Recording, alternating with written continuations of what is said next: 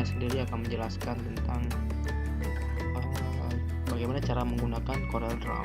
Di sini saya akan menjelaskan tools-tools yang ada di CorelDRAW. Jadi teman-teman, buat kalian yang memang belum tahu dan baru mengenal CorelDRAW, jadi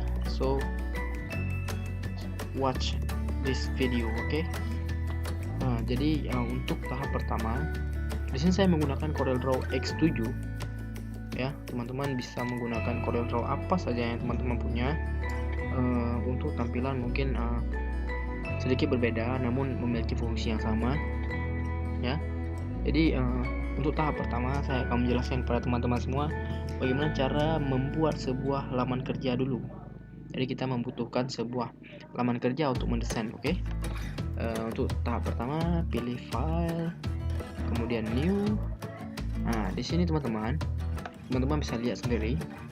Di sini teman-teman bisa memilih ukuran untuk halaman kerja yang teman-teman butuhkan.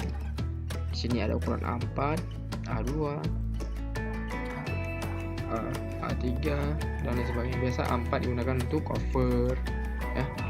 Namun bagi teman-teman yang memang misal mau membuat sebuah spanduk, desain spanduk, jadi di sini teman-teman bisa menggunakan sentimeter, meter. Jadi kita sini menggunakan meter karena di sini kita akan mendesain sebuah spanduk. Namun teman-teman perlu kalian ketahui, kalau kita menggunakan meter, itu mungkin file yang akan dihasilkan akan lebih besar ukurannya. Jadi kalau teman-teman mau ubah jadi sentimeter, kemudian dikurangi nolnya, itu sih nggak masalah ya. Jadi boleh dibilang kelebihannya itu meringankan komputer teman-teman atau laptop teman-teman. Jadi kalau seandainya kalian mau buatnya menjadi 3 meter dan 1 meter, ya nggak masalah. Oke. Kemudian di sini ini nggak perlu diubah. Ini metode mood color primary-nya. Kemudian ini resolusinya. Jadi resolusi yang digunakan 300 yang paling tinggi.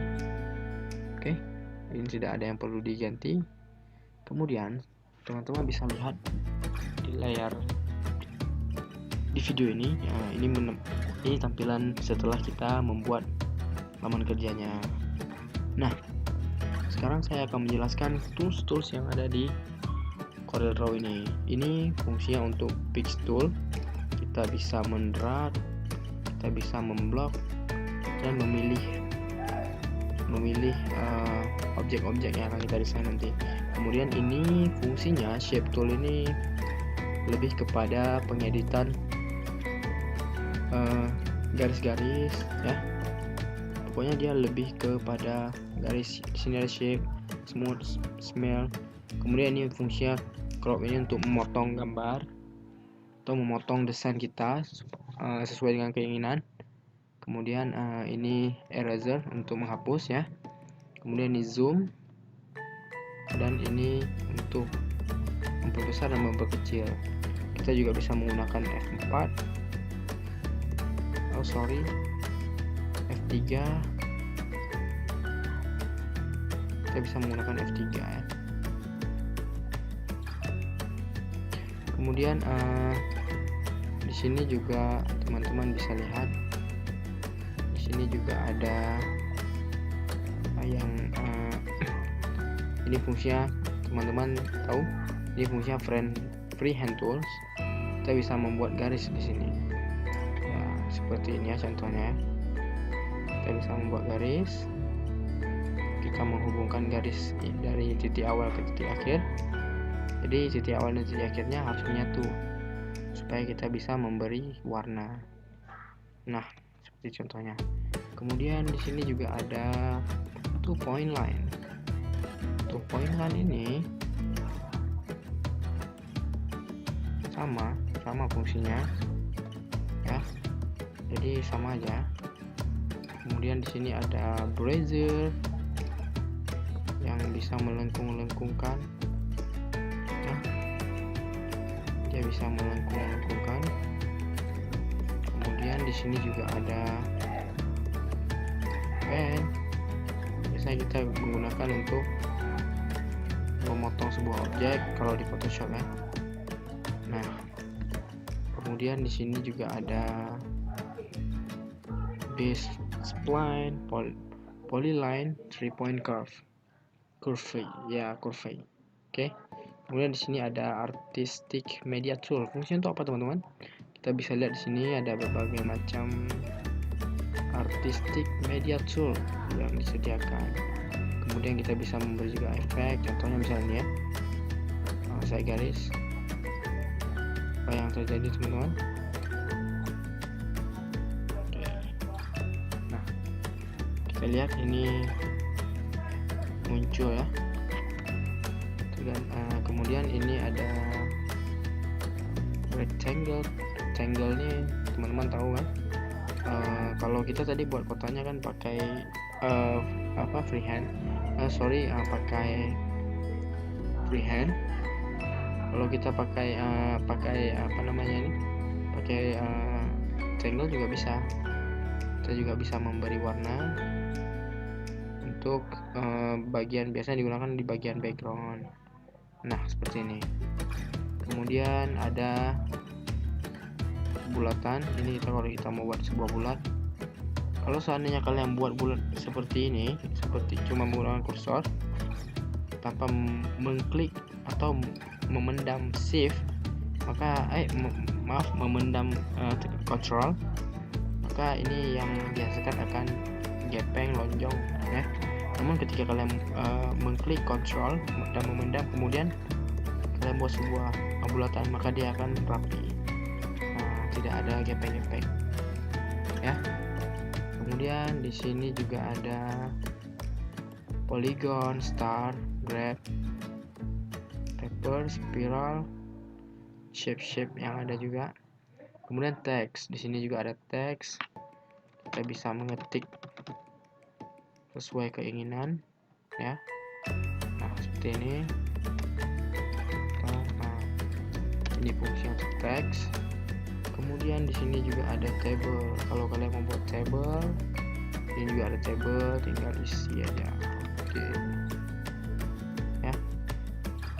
Kemudian ini karena teksnya nggak nampak, kita bisa Ctrl A, kemudian sesuaikan ukuran. Oke. Volume lagi ya. Seperti ini ya. Kemudian ini fungsinya parallel dimension. Parallel dimension ini fungsinya untuk membuat sebuah dimensi.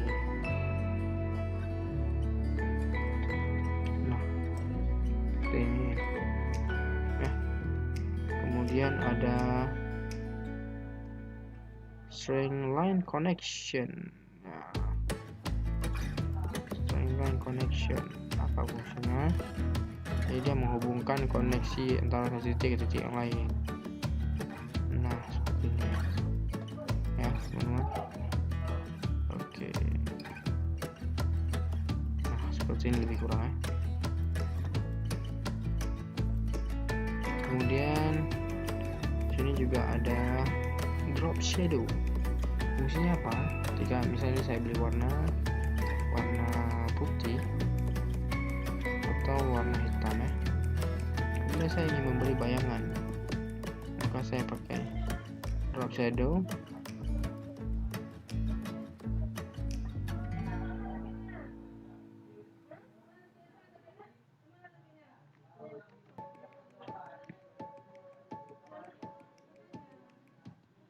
Nah, ini untuk drop shadownya ya. Kemudian ada juga contour ini untuk lapisan. Nah, seperti ini. Dia memberi lapisan pada sebuah bidang, baik itu teks, lingkaran dan lain sebagainya. Kemudian ini juga ada blend ini fungsinya untuk memperbanyak objek. Misal contoh saya membuat sebuah kotak, kemudian saya beri warna, kemudian saya menggunakan blend ini, pencil, maka dia akan menghasilkan seperti ini. Atau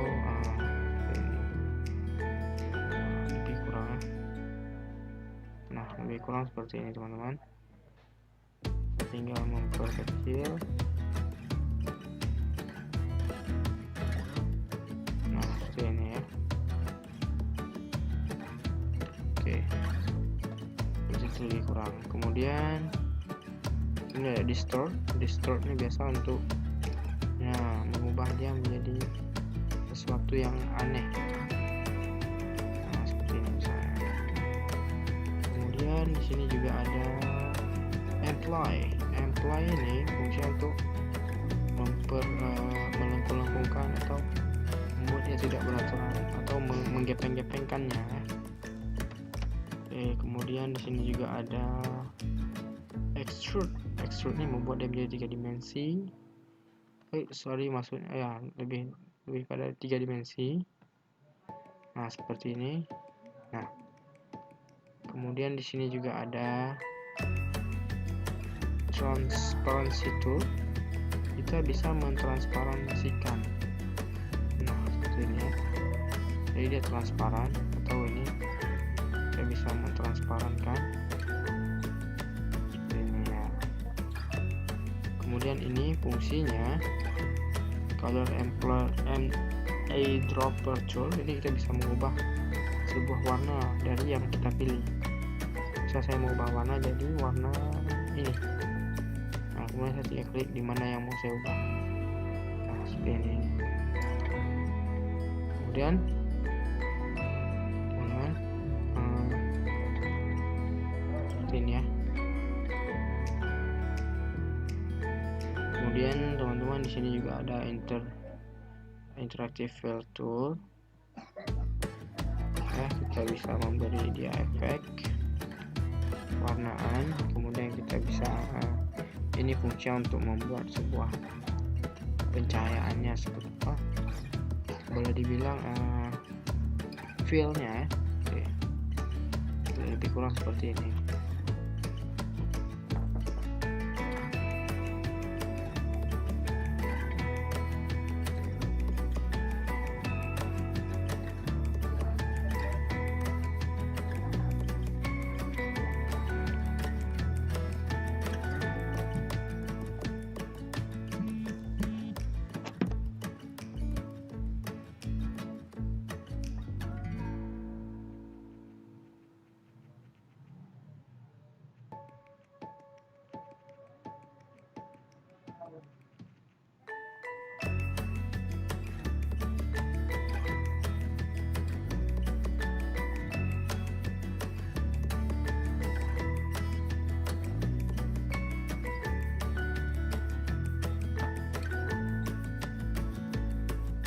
Oke, teman-teman, mungkin cukup sekian dulu pengenalan tools yang ada di CorelDRAW. See you next time. Oke, see you.